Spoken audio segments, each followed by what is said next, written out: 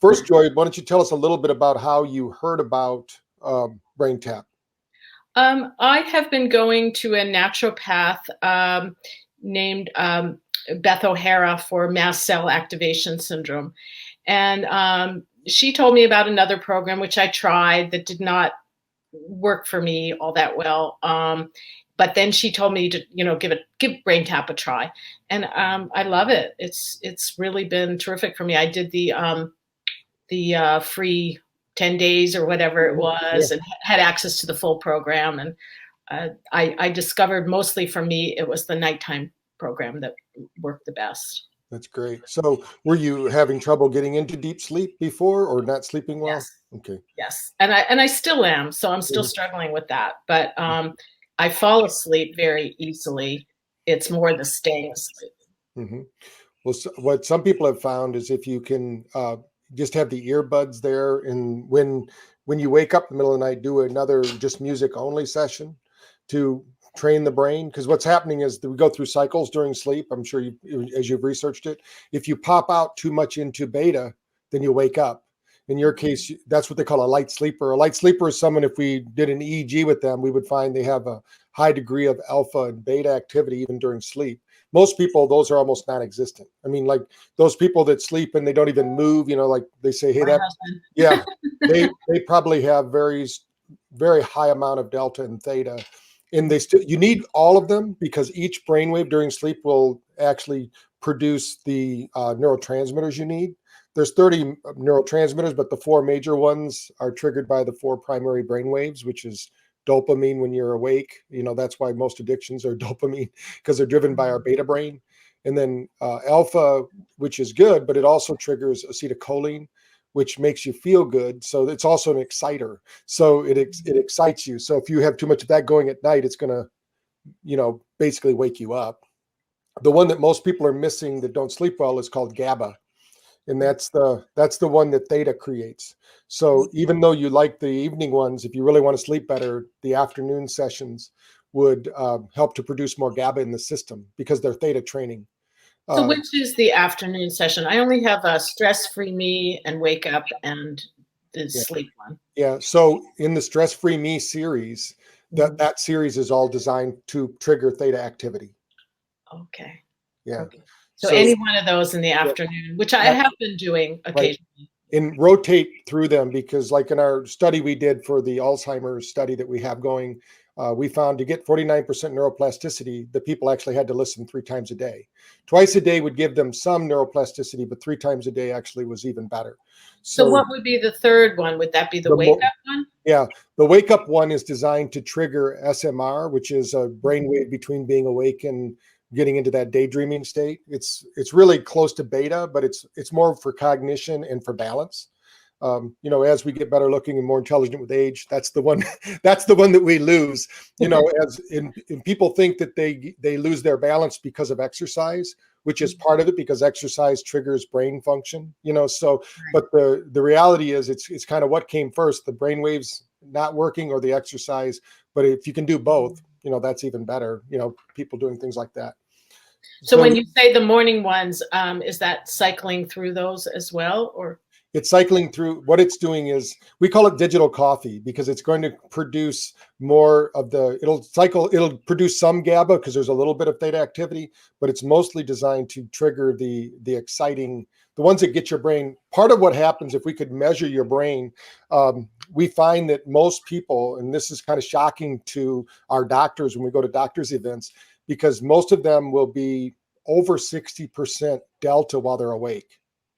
And I can say this if you're not sleeping at night, I know you're having you're probably 70-80% delta while you're awake, which means that your brain's trying to go to sleep while you're awake. So it's kind of like pulling a parachute behind you while you're going through the day, because the brain wants to reboot. So it's trying to cycle.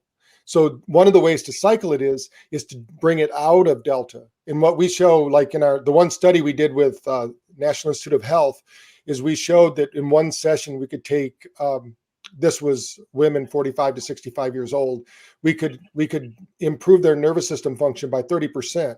Most of that was we showed moving them from delta to more alpha activity while they're awake. Oh, that's so interesting. Yeah. So really the best way to get good sleep is to do it 3 times a day, a morning one, an afternoon one, and before I go to bed. Right. What's happening too, again, I'm just kind of presupposing that you're like 100% of the people we've scanned. Mhm. You could be different, so that's my disclaimer. Yeah.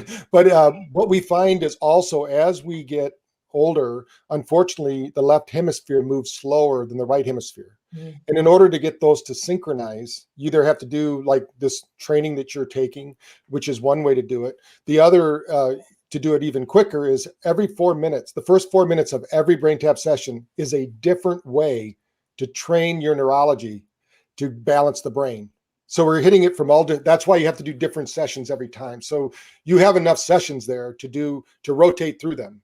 And then that'll still keep the flexibility going in the brain. So in the morning, we need to wake up the brain. In the middle of the day, we need to reboot the brain, kind of like when the old days of computers, when it used to say you've ran out of memory. Our brain does that too. But what most people do, unfortunately, is they go have a coffee or tea or chocolate or something. At 2 o'clock every day, at 2 o'clock, our temperature drops 2 degrees. I'm a 4 o'clock, like I'm done person. Okay. Yeah. So what's happening is that's because these bodies were designed to take a nap. I mean, these bodies were actually work best in the Serengeti. They haven't really evolved that much. We're supposed to be taking naps next to the zebras, while the tigers and everything are sleeping. So but we push through it, right? And think about it. 200 years ago, the average person slept 12 hours a day. Yeah. There used to be the saying, burning the candle at both ends, because candles were expensive. Now we just leave our lights on and we can watch TV. I mean, it used to be a rite of passage to stay up and, see the Star Spangled Banner, at the end of the night. Now, unfortunately here, what we believe is these next 10 years, the 2020s, are going to be the age of the brain, because people are realizing, just like exercise, when you think about exercise in the 70s, when I was in high school, we had to fight to get a gym. Nobody was working out. I mean, that was stupid. I mean, Yeah. I remember telling my uncles, I'm going for a run. What? They thought I was crazy. But, we're working on the brain. So think of it like exercising the brain. You're doing it what'll happen though, once you do that for 21 days, some people just continue to do it because they feel so much better. But after 21 days, as long as you do it one of those times every day, you're going to maintain. Now, just like exercise though, if you want to have movement, you've got to do a little bit more. And that's what those are about. You don't have to do it more than 3 times, because we haven't shown a lot of big improvement doing it 4 times, but 3 times we have, and they're all different. Remember, they're different trainings to get the brain to do different things. Yeah, that I didn't understand. I have my favorite one for morning, favorite for afternoon, favorite for evening, and I was just sticking with those. So you're saying I should do other ones that are not my favorite. Yeah. What'll happen is eventually, you're at least you're listening to different ones, but if you're listening to the same one over time, what'll happen is the brain will treat it like wallpaper. It won't get the same, because really we're getting a limbic response. That's what's happening here. That's what we're getting, a cortical response in the brain, and it's training the brain to send electrical signals throughout the brain. And even though we're not measuring it, we now know that we're getting a 23% increase in gamma. So gamma is like the bass drum of the brain, and it goes right from that pineal pituitary region, and it's just a kind of an overriding frequency that trains the rest of the brain. But if it's so out of whack, that's why people get dementia. I mean, in our dementia study, we're showing that if people stay too long in delta, the brain will start to basically atrophy. So think of it like muscles. It's fascinating. Yeah, and I'm doing this limbic system retraining, dynamic neural retraining system. So I'm doing that every day. And I was curious about how those 2 things connected, but you're saying it's both limbic system. Oh yeah, it's great. I mean, that's what a lot of our doctors use. In fact, when you sent me that email, I sent it off to a couple of our neurodocs that do the exercises, and they had introduced me to that a while ago, but because we're not in clinical practice anymore, but it's a good one to refer people to. What we say is anything you can do on a conscious level and then support it with subconscious training, because the brain what you learn on a conscious level, we haven't seen it stick very long. But if you can then get the brain to start exercising it, so any neuro exercise is going to be really powerful for the brain, because this is one of those things you can't really think yourself out of. You've got to do some physical activity. The best form of exercise for the brain still today is exercise. So if you can exercise, and then like when we're with one of my favorite pictures when I'm proving this point to doctors is we have the Kansas City Sports, which is the pro soccer team in Kansas City. They put in a 20 station brain tapping room. And after the pros are done with their practice, their legs, they've been running the whole practice, right? They're super tired. They found out that their recovery was much faster if they did these boots that they would wear and do brain tap at the same time. I mean, they were and so we use that as an example, like when because we worked with the U.S. hockey team and people like that. We show them, hey, this is what the pro teams are doing, and it's not that expensive. They can do it and get that recovery. So anytime you stress out the brain, the next thing to do is do something to calm it down. Well, you're also saying anytime you stress out the body, it's also stressing the brain. Yes. Yeah. Anytime you move the body, like a lot of people don't know this, even with chiropractors, because we work with a lot of chiropractors, and we show them when they make adjustments on the body, they're actually adjusting the brain. Because we have the equipment, we can show them. We have them hooked up to like our Wavi, which shows the electrical stimulation in the brain, shows what's happening. And I'll go adjust the right hand, and I'll show you where it's going to adjust in the brain, and they adjust it. That's what's happening. So that's regardless of what you do with the body, that's why we say all stress is brain stress. So if you can handle the event or the encounter, then your brain processes the information appropriately. If it can't, like what happens if the brain's out of sync, a lot of people will have more stress, more fear, more anxiety, more depression, because that information isn't arriving to the brain at the right time. As an example, to just kind of explain it for the listeners that will listen after this, is when you think a thought, like if you think of one of your favorite memories, to have that memory come up into your awareness, your consciousness, you had about 8 different places in your brain light up. And then, so it represents it. That's why they call it a representational system. So the brain represents it. And that's why they say that, if you go to a family reunion and you talk about an event that happened in your childhood with a sibling, they're going to say, that's not the way it happened. You go, yes, it was, because we all have our own perception, right? We saw it from a different viewpoint, but it's also because of slippage. As the more times we refresh that memory, the better it becomes. But if we don't remember it, then we lose that. So it's kind of that use it or lose it kind of thing. Yeah. And that's what the dynamic neural retraining system does, is you bring up old memories and they keep getting sharper and sharper. But I guess I also used it for, so when I was getting the vaccine, I was very nervous because I have mast cell activation syndrome, and I didn't know how my body was going to respond to a new substance. So I listened to self-talk. Okay. Before and during, and I was fine. That's great. I think that helped a lot. Yep. Yeah. Part of it is you're going to boost your immunity, because when you're doing a brain tap session, there's something called psychoimmunology.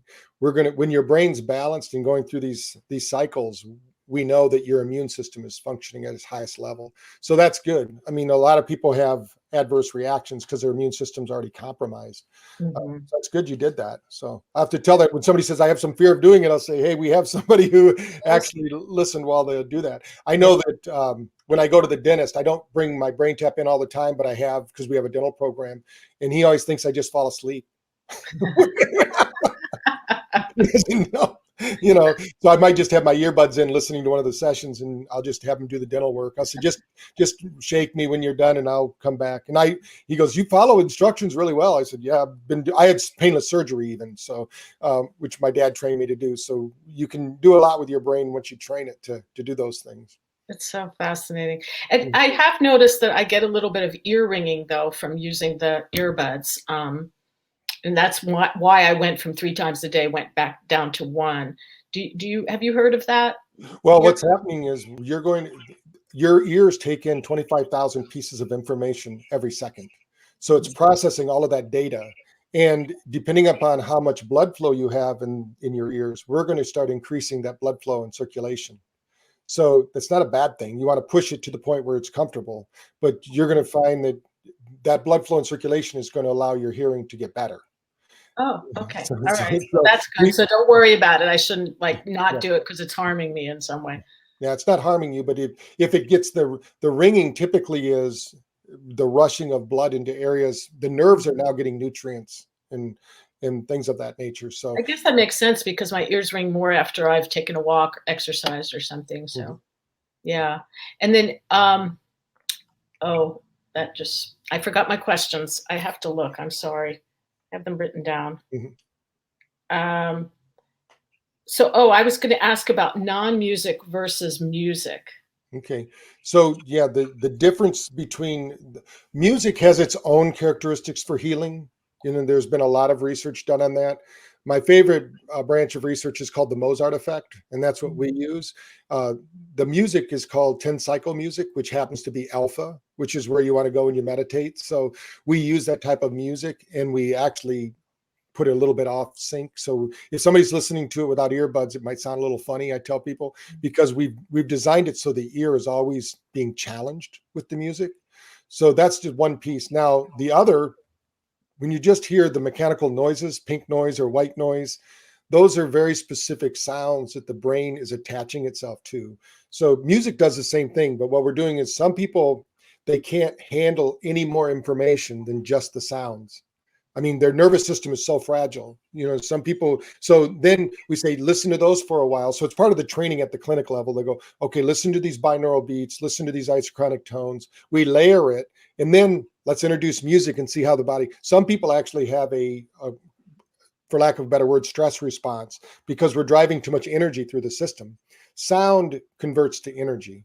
So, just as an example, so everybody understands, if you were to go to a party, let's say somebody talked you into going to a party, you didn't really want to go there, you were not in the mood, but you get there and they start playing music that you really enjoy, like maybe from your high school days or something like that. And so you start tapping your foot, you start singing, pretty soon you're dancing, and your friend comes over and says, I thought you didn't want to be here. Well, that's because your body converted that energy, that sound into energy in your system, created actually what's called ATP, which is what gives you life. You know, so we do that all the time. So the more stimulus, the more information, the more your brain has to work. So the biggest difference is that's why even when you listen to the sound, the tracks where I'm speaking, we have the single voice version where I'm just speaking down in the middle of the brain, and then the other one where you're going back and forth, because that's like that freaks some people can't even listen to that. I mean, it's just it blows them out. Most people just pass out, or they think they passed out. They go, all I hear is hello, this is Dr. Patrick Porter, and then eyes open wide awake. No, what happened between that? Well, your brain was learning. I mean, one of the fun things we do at seminars is we'll take somebody up front who's the skeptic in the room, and we'll put them on a session because we want to demonstrate the dual voice. And we have a track that's just the dual voice, not the middle of the voice, anything. And we show them how the right brain, when we talk to the right brain, the left brain lights up. And the left brain, and then I'll say within 3 minutes, his brain will no longer shut down, or her brain, whoever's up there. And so what happens is after about 3 minutes, the brain stays lit up, and they go, what's going on there? It says, now we're training the brain instead of shutting down during stress, because our first response as an animal, our animal instinct is to freeze. Right. And so then we have to decide, am I going to flee or am I going to fight, you know, whatever's going on. So, but the brain is also taken that even further into our nervous system, and it shuts down or interrupts our nervous system function. That's the limbic training you're talking about. Mm-hmm. So we want to get the body into a flow state. So when you're under stress, we want the body to activate resources, not shut them down. We don't want to play possum. Nowadays we don't have to worry about the fears like a tiger or something like that. So because these bodies haven't really evolved the same way, we have to train the brain to evolve to basically we're in an information jungle instead of a jungle with animals that are going to hurt. That's so the biggest difference between those is just the amount of stimulus. And then when you add on to that with our headset, you add on the lights. Now the lights add another component because that's creating vasodilation, blood flow, circulation, nitric oxide release. It's a whole nother layer of training, because when you activate lights, like even through closed eyelids, as soon as you introduce light into the equation, the frontal lobe doesn't shut down anymore. So now we're keeping the brain awake even more, even though the body appears to be asleep and people are going through this restorative kind of process. The brain is really working, but it's learning to work in a flow state, not in a stressed out state. But some people, it will stress them out at first because Well, it's, the lights definitely do. I didn't get a headset because I mentioned I know Rebecca Hilly, that we have her in oh, common. yes. Mhm. And Rebecca used those lights on me and I couldn't take them. So it's funny. I don't like the sessions without music, just the tones. Right. They're very hard on me. But with music, I'm completely fine. But I've been afraid to get the headset because of my experience with those lights before. Well, we do have, there's actually 5 settings on our lights. And even the lowest setting where people don't see anything, Mm-hmm. you're still getting a cortical response. Mm-hmm. So the biggest thing is that, and I wouldn't recommend it until your nervous system was strong enough to handle it, Mm-hmm. because it is driving a lot of energy in. I mean, most people do have the headsets, that have them, but I mean, and they use it even right before bed. Some people can't do any lights like after 6 o'clock because it's too stimulating. Light is also the same as sound. It's going to be converted into energy in the body. And we want to get energy into the brain because the brain has to heal. All of us, unfortunately, have had traumatic brain injuries. We just didn't go to the doctor and report them. They might have happened before we were 5 years old, and mom just gave it a kiss and we were all right. We didn't know the damage we were doing. I didn't know there was that much damage till I got into this field, and I played all the sports. So, that's why I'm constantly working on repairing my own brain. Yeah. But I mean, some people, I mean, we're all over the world. We're in 120 countries with just the app, because we can't even ship the product. We can't ship the headset into a lot of countries just because they have requirements of what you can ship into them and not. America's doesn't know how lucky they are, what we can do in this country. Some countries are very strict about health products being shipped into their countries. Right. Yeah. Well, maybe I'll try it if I get brave. I'll get one. Are you up in Park City, or is that where you live? Actually, I part-time in Park City and part-time most of the time in Oakland, California. Okay. But I know Rebecca from Park City. Oh yeah. Yeah, I used to live out in Danville. I lived there for 9 years until my grandkids were born, and my wife said she was moving to New Bern and I could come if I wanted. so I'm here. Are you in Newburgh, Indiana? No, it's New Bern, Bern, North Carolina. Oh, in North. Yeah, I thought you were in North Carolina. Yeah, so we're basically, if you drove from Raleigh to the ocean, right before you drop into the ocean, we're right there. You have to drive through our town to get there. It's on a river that leads out to the ocean. It's nice here. But Utah's great. I love Utah. Yeah, we love Park City. If I was going to live somewhere, Park City, if I was going to live on that side of the world, I had to pick one place. Great. Because you could go down to Salt Lake and have nice weather anytime you want, and you can have the snow in the winter. And I love the hiking there. So yeah, the hiking is fabulous. That's actually with BrainTap and with DNRS, I've been able to increase my physical activity and hike. And part of that is just getting better sleep, so I have more energy, but also just calming the whole nervous system. I've been able to push things, that I haven't before. Yeah, we have doctors. We have doctors in Oakland too that have it. If you want to try the lights out again locally, just get a hold of us and we'll let you know. Yeah, we have. I used to have an office at this. What is it? 640 and 580 or 680? Yeah, 580. Yeah. Yeah, where the mall is there. I used to have there's a mall right there in the corner. It's a pretty busy intersection. We used to have a big clinic there for 9 years. So I should send an email to customer service about. Yeah, you say, hey, we could set it up so you can just go in there for free and just try it out, see how you respond to it now. Since you've been listening to the others, maybe it will be different. Yeah, that would be great. I'm trying to think if I had any other questions. I had, how are the voice meditations like hypnosis and positive suggestions? Because it seems like in the dual voice especially, you're giving a lot of positive. Yeah. What we do is we use positive psychology. Mm-hmm. It's similar to hypnosis in that we're using a voice to do it. But the nice thing here is we're using an algorithm. If you're using the app only, we're using sound to guide you into that altered state. We're not, I like to tell people I'm giving you thoughts that keep you thinking.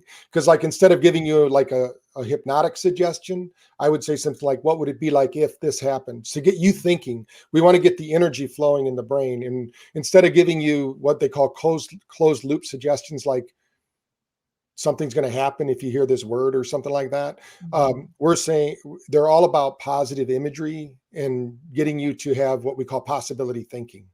So if we can get you to operate in that field of possibility, then you're open to more options. And that's for stress-free, that's really important. And then we never use negative suggestions. We just know that's never worked out there in the world. I mean, right now, unfortunately in America, the biggest business besides probably vaccines now, but behind that is prisons, building prisons. Yeah. I mean, that's crazy. I mean, it's like if prisons worked, we wouldn't have to be building so many of them. We would, we would have better rehabilitation. It's not logical. Yeah, right. So just think if they all had brain tap. Yep, that's right. I have a program where my books, when they get damaged, they ship them to prisons. So I want maybe somebody will read it and change their life. That's what we can only light the fire. They have to stoke that fire. Hopefully. I mean, the whole thing is that. What we want to get people to understand is that you possess inside yourself everything you need.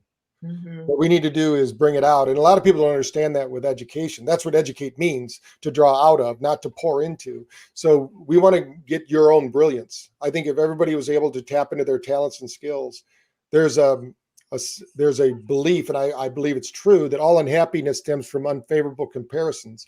So when you think about, if you're comparing yourself with somebody else, then that's when you become unhappy. But if we can get people to start comparing themselves to themselves, where were you yesterday? Are you more mobile today? Are you more flexible? Are you handling stress better? Are you sleeping better?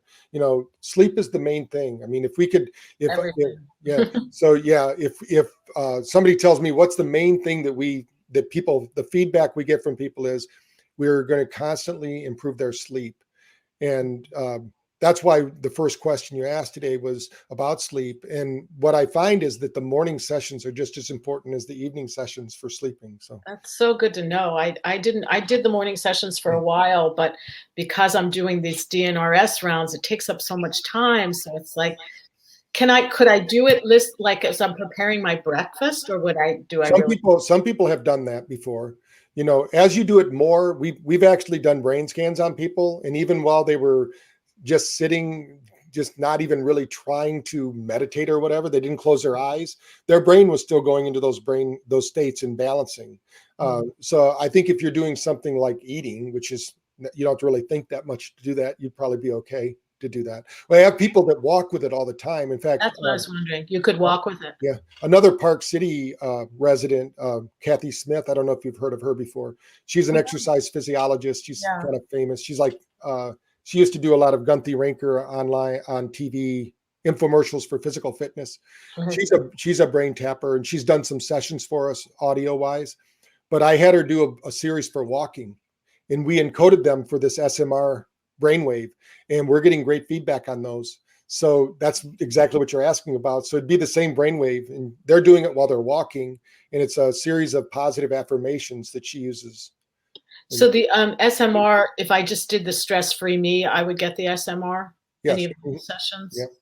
So I would walk with those, or I'd walk with the wake up ones, the ones that say wake up, those are all SMR training. Okay, so I do it with the wake up ones. I would walk. Okay. Once we get I know that Kathy's aren't on the app yet, but you'll probably get an email because you're on our email. You'll see because right now they're in the beta testing with her group. And we're getting great feedback because I didn't know what to expect. I mean, do this while you're walking. I mean, it's like most of the things we have with BrainTap were found by other doctors. We provide them the equipment, and then they get creative with it, and people start using it. Like when we're working with autism or any of the other disorders, or even Lyme. I don't know if you know, but we have a whole Lyme program. Well, I have Lyme, or have had it. I'm healed from Lyme, I'd like to say. But actually, I just realized I'm listening to my nighttime ones while I'm reading. I shouldn't be doing that, should I? Well, if that's how you relax to get your brain. I relax in bed and read. And you're just listening to the music ones, that's fine. I mean, you're actually getting into a super state. That's how we recommend. That's when you read, if you do some research on the Mozart effect, you're actually doing what they suggest. So it basically makes your recall, and it actually will calm down your brain so you're not agitated. Usually people have better focus when they do that too. When they do two things, you Yes. mean even listen. When you're listening to the music kind of as a soundtrack, the brain stays in that alpha state. That's in the science, they call it hypermnesia, super memory. So you basically will remember it better by doing that. Hopefully you're reading something besides Stephen King before you go to bed, and then you'll be all right. You know, Yeah, it's unless fiction. one of his It's good books. fiction. I read fiction, but yeah, not Stephen King. So Okay. Yeah, as long as it's pleasant in that. yeah. So anything else we can answer for you or do? Let's see, middle of the night, afternoon. No, I think we hit it all my questions. Okay. And I want to thank you because I just love the product, and I do your meditations on Wednesday afternoon if I remember. Okay, well, great. Fun being in those as well. Yeah, I get a little bit more out there on those than we do on some of the others. Yeah. If it's live, I can do whatever I want. So have a little fun with it. Well, I appreciate you being there. I appreciate you being with us on this, on the Brain Hack, so you can share your story and people can learn from it. So yeah, and please keep us up to date on what's happening. And if you want that link, you can get it to the support desk. Tell them that I asked you to do that, and then they'll get with me, and I'll get the doctor. I'll look over the doctor I think would be best for you to go to, because we probably have because I used to be there, we probably have 100 doctors within driving distance of you. So. Wow. Okay, I'm in the Oakland Hills, if that makes any difference. Okay. All right, we'll get with you. I know my wife went to school at Berkeley. She did she's a writer, and she took their writing courses, and she did she's an editor. So she took their editing course. She loved it there.